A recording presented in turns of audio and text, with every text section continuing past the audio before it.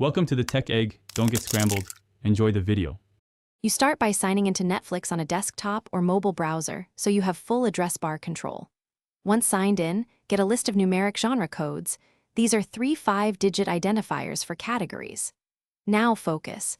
Type the Netflix browse path followed by the numeric code into the browser address bar and press enter.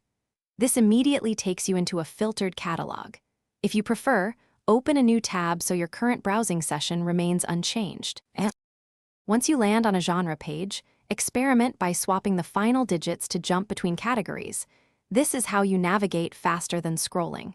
Make sure to try related codes. Many codes map to subgenres, so changing 1 or 2 digits refines results. If your account shows different items, remember regional libraries vary. Adjust by testing alternative codes or clearing cached location settings.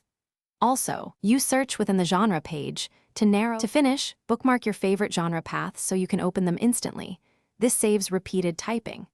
If a code returns an error or unexpected results, clear your browser cache, try an incognito window, or sign out and back in. These steps often resolve display or session issues.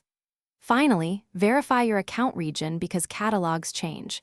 When Netflix updates categories, refresh your code list and retest to keep your shortcuts working reliably.